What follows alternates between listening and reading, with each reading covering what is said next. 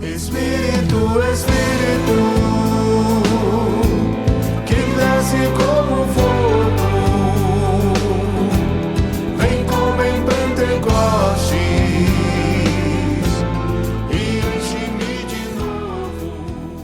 Olá, tudo bem com você? A paz de Jesus esteja com você. Eu quero me apresentar antes de mais nada. Sou João Cláudio Rufino, sou casado com a Patrícia, moramos na cidade de São Paulo, onde, dentro da Arquidiocese de São Paulo, eu participo do movimento da Renovação Carismática Católica num grupo de oração, que é o grupo de oração Caris, que traduzido do grego para o português significa graça de Deus. E dentro do Conselho Nacional da RCC Brasil, eu componho hoje a Comissão Nacional de Formação, coordenando o núcleo de reflexão teológica do nosso movimento. Além disso, também, dentro do Ministério de Pregação, componho a equipe de formação do Ministério de Pregação Nacional. Sou professor como profissão na Faculdade de Teologia da PUC de São Paulo, onde eu ministro aulas de Bíblia, exatamente, Antigo Testamento, Novo Testamento, as línguas bíblicas, hebraico e grego e assim por diante. E eu quero dizer que é uma alegria muito grande poder compartilhar a palavra de Deus neste momento de Pentecostes com você, nesse evento que leva até a sua casa essa experiência profunda com o Senhor. E hoje, de modo muito especial, nós queremos pedir ao Espírito Santo que possa nos dar uma compreensão profunda daquilo que é o mistério bíblico de Pentecostes. E isso vai nos conduzir a fazer uma experiência ainda mais profunda com o próprio Deus. É isso a que eu quero te convidar. E para que nós possamos, de fato, mergulhar nessa realidade, eu já quero te convidar a pegar a sua Bíblia, lá em Atos dos Apóstolos, no capítulo 2, a partir do versículo 1. Então abra a sua Bíblia comigo, lá em Atos dos Apóstolos, capítulo 2, a partir do versículo 1. É o texto que nós conhecemos muito bem, é o texto de Pentecostes. Eu quero mergulhar com você de forma profunda neste texto maravilhoso. Diz assim a palavra de Deus: tendo-se completado o dia de Pentecostes, estavam todos reunidos no mesmo lugar. De repente, veio do céu um ruído, como o agitar-se de um vendaval impetuoso que encheu toda a casa onde se encontrava. Apareceram-lhes então línguas como de fogo, que se repartiram e pousaram sobre cada um deles. E todos ficaram repletos do Espírito Santo e começaram a falar em outras línguas conforme o Espírito lhes concedia se exprimirem. Achavam-se então em Jerusalém judeus piedosos vindos de todas as nações que há debaixo do céu. Como o ruído que se produziu, a multidão ficou perplexa, pois cada um os ouvia falar em seu próprio idioma. Estupefatos e surpresos diziam: não são acaso galileus todos esses que falam? Como é, pois, que os ouvimos falar cada um de nós em nosso próprio idioma em que nascemos? Partos, medos, elamitas, habitantes da Mesopotâmia, da Judéia e da Capadócia, do Ponto e da Ásia, da Frígia e da Panfilha, do Egito e das regiões da Líbia próximas de Cirene, romanos que aqui residem, tanto judeus como prosélitos, cretenses e árabes, nós os ouvimos anunciar em nossas próprias línguas as maravilhas de Deus. Estavam todos estupefatos e atônitos, perguntavam uns aos outros: que vem a ser isto? Outros, porém, zombavam, estão cheios de vinho doce. Meu querido e minha querida, que o Espírito Santo possa atuar de forma profunda na nossa vida a partir desse momento. Meu querido e minha querida, eu preciso dizer a você uma coisa fundamental. Para compreender esse relato, É preciso voltarmos no Antigo Testamento e entender o que de fato era, na Bíblia hebraica, a celebração de Pentecostes. Nós a encontramos lá em Levítico, no capítulo 23, dos versículos 15 a 21. Lá há uma instrução dada aos israelitas para que eles realizassem uma festa anual, uma festa da colheita.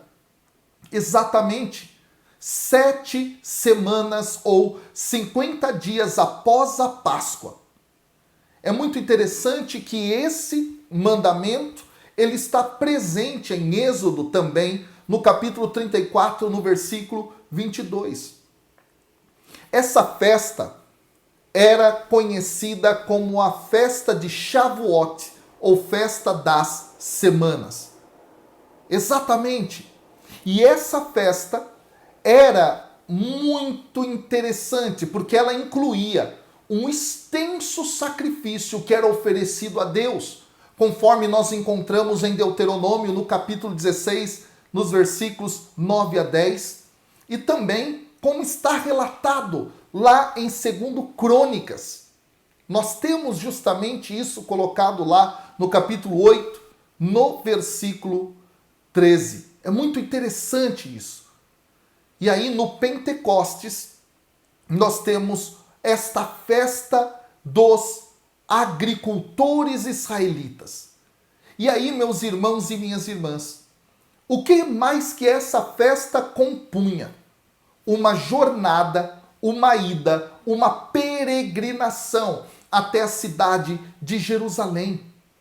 E o que se fazia lá? Se apresentavam as ofertas. E que ofertas eram essas? As primícias.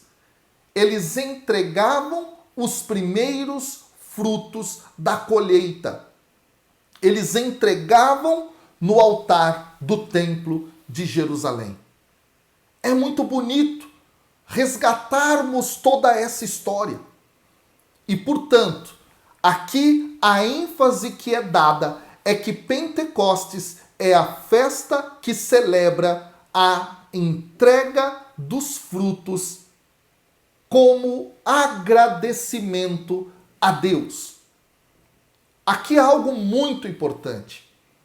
O fruto nascia, ia lá então o israelita e amarrava uma fita no primeiro fruto de cada árvore, para marcar que aquilo pertencia a Deus, pertencia ao Senhor. Esses primeiros frutos são chamados de bicurim no hebraico.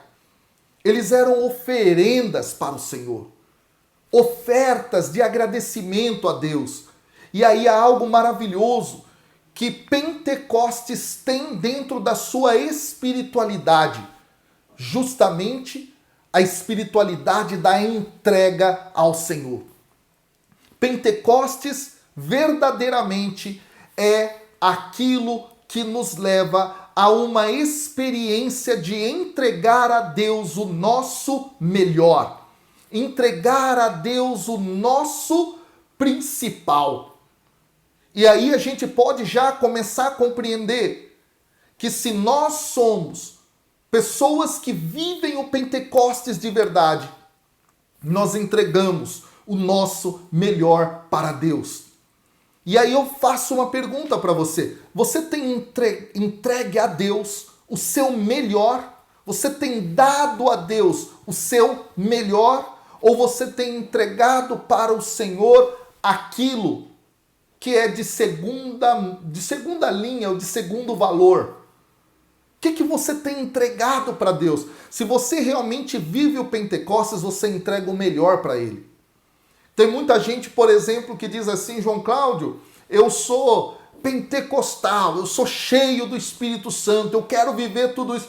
Mas, ao primeiro sinal de que ele tem que entregar a Deus alguma coisa de valor, ele diz não. Por exemplo, os irmãos da igreja, do grupo de oração, estão precisando do carro dele emprestado para poder fazer alguma coisa. Ele logo diz assim: não, no meu carro ninguém mexe. E aí?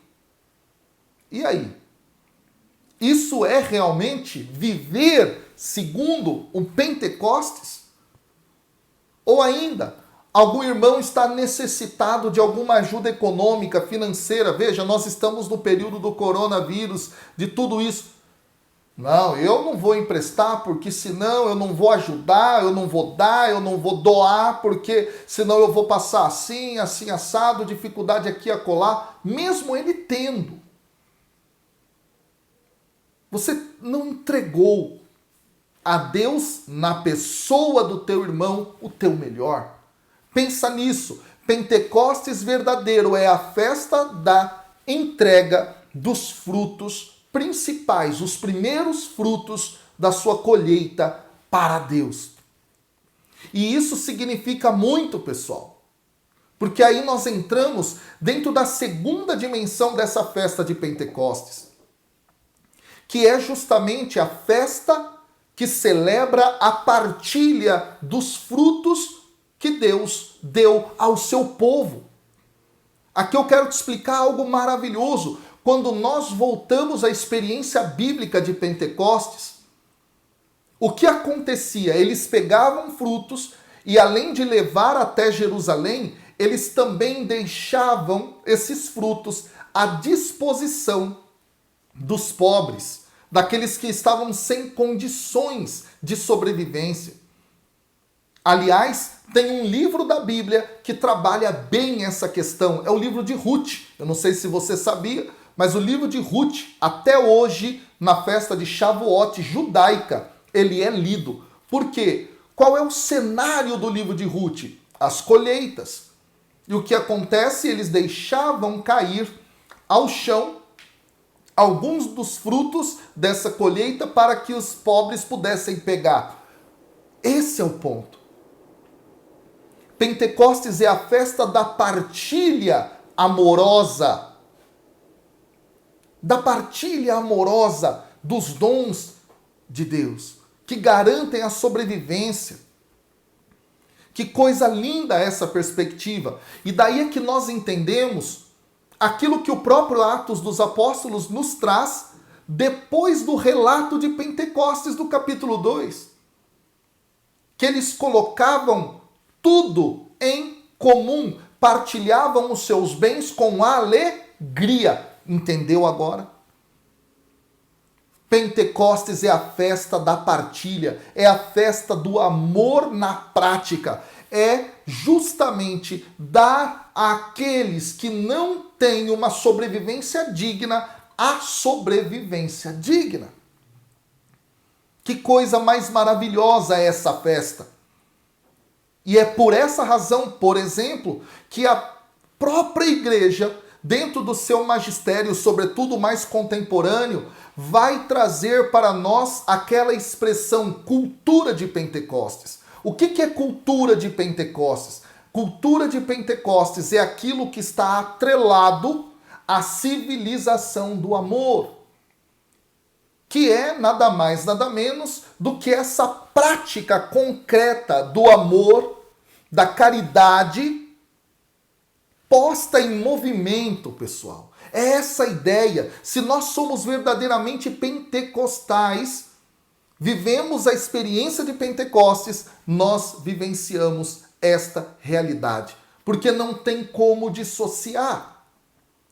Percebeu agora? Então, vamos avançar para mais elementos do Pentecostes.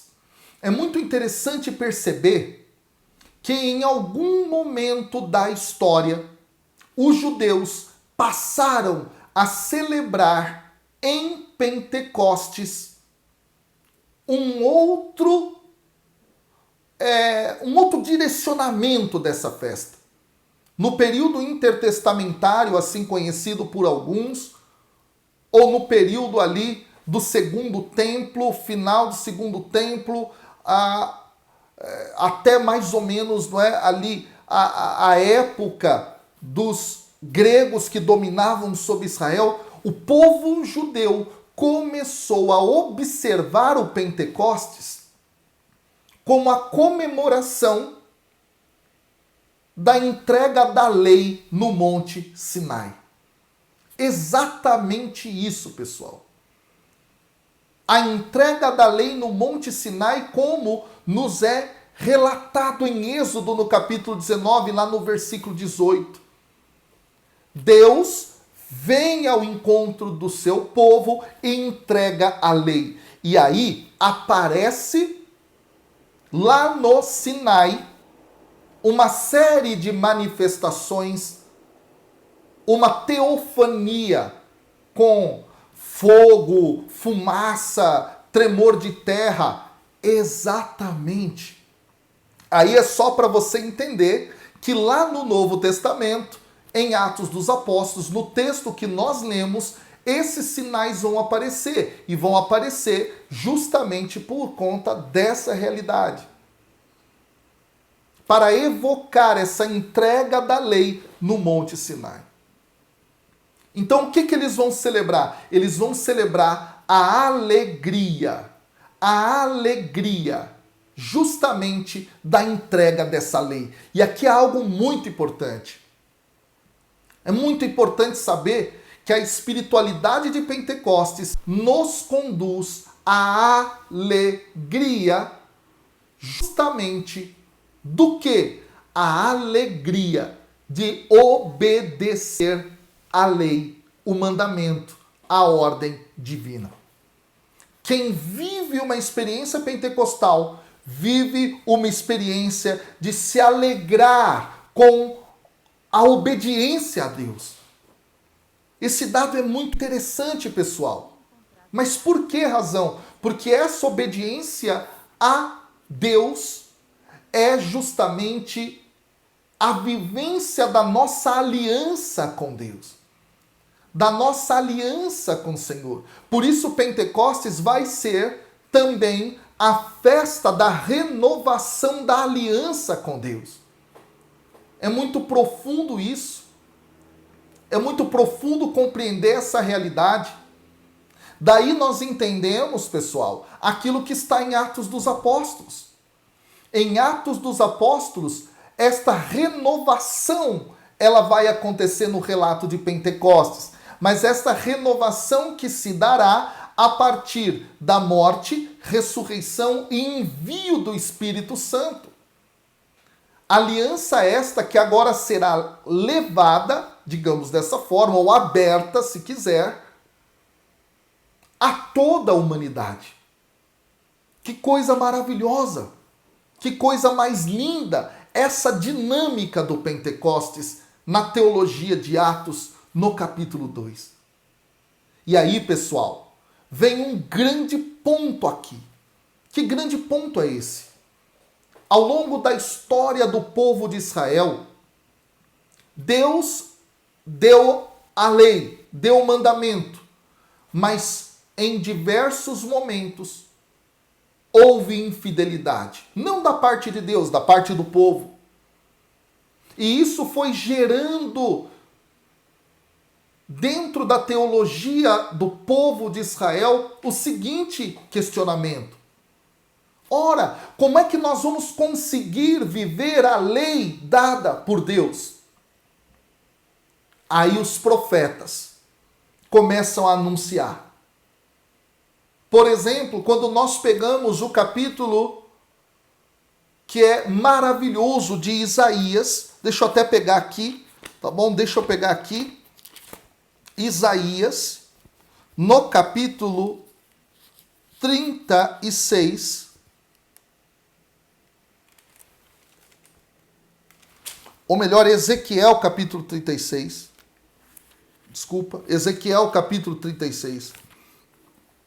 Nós temos justamente Ezequiel dando uma resposta de como é que o povo poderia viver a lei de Deus, viver o mandamento do Senhor. Aí está escrito assim,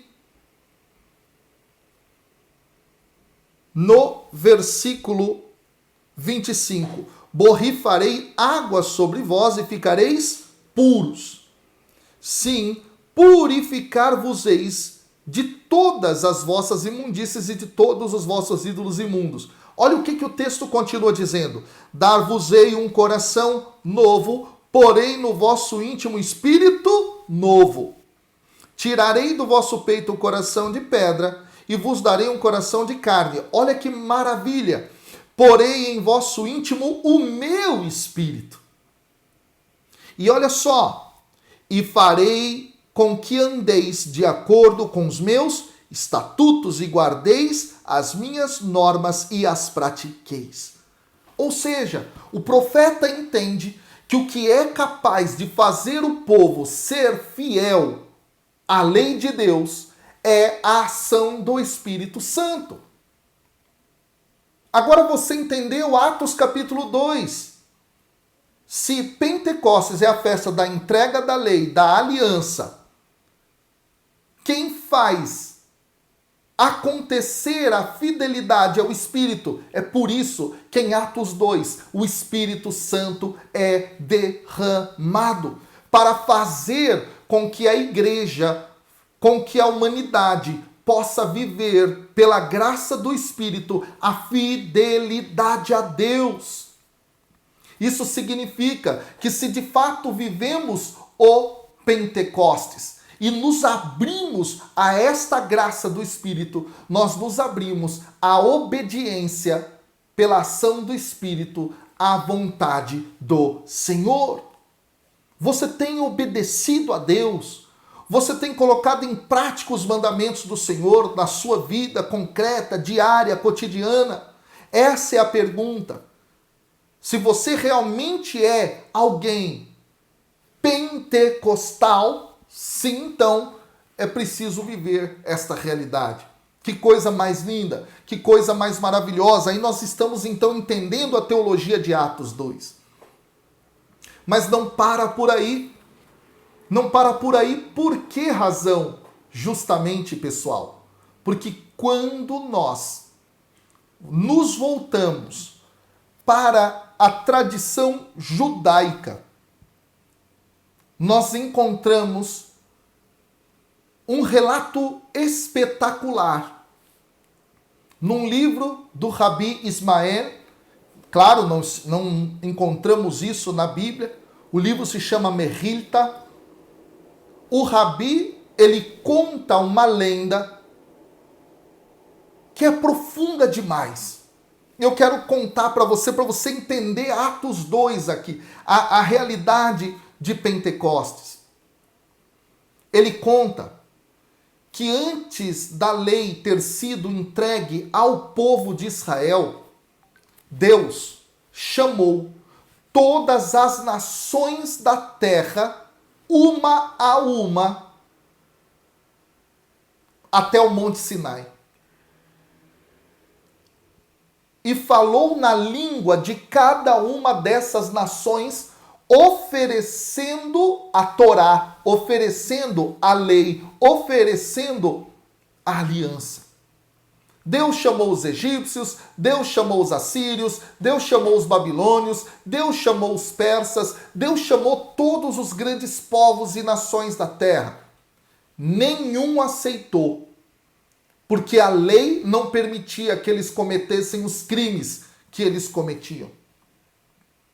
E somente o último povo, menor de todos, aceitou. Quem foi? Israel. Deus falou a Torá na língua de Israel.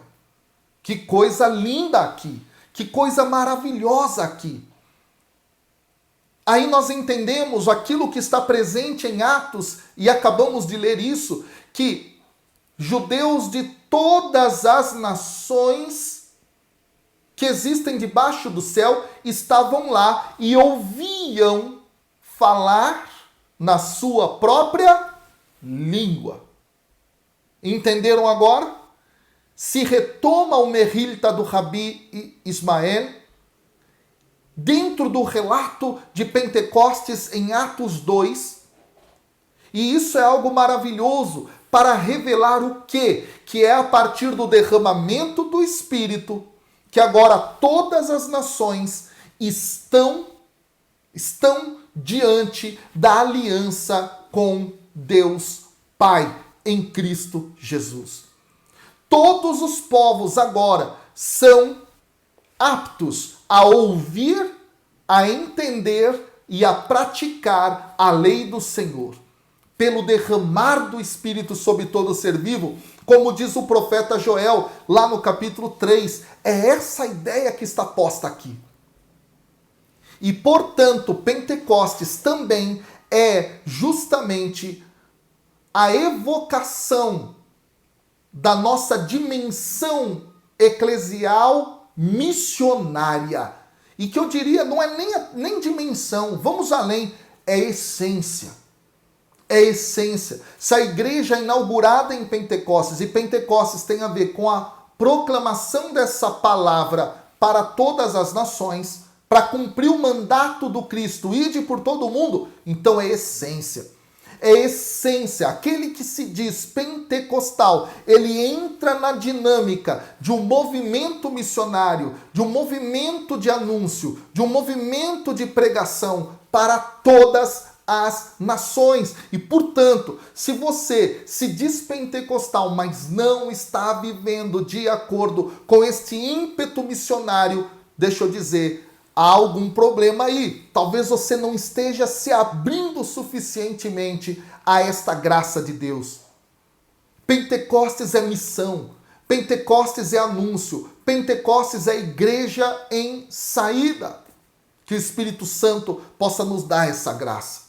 Percebeu aqui? Eu trouxe para vocês o Pentecostes. Desde o Antigo Testamento, festa das colheitas, festa da partilha, festa da entrega da lei, festa da aliança com Deus e o povo de Israel. Depois, o derramamento do Espírito Santo que nos faz ser fiéis à aliança com Deus.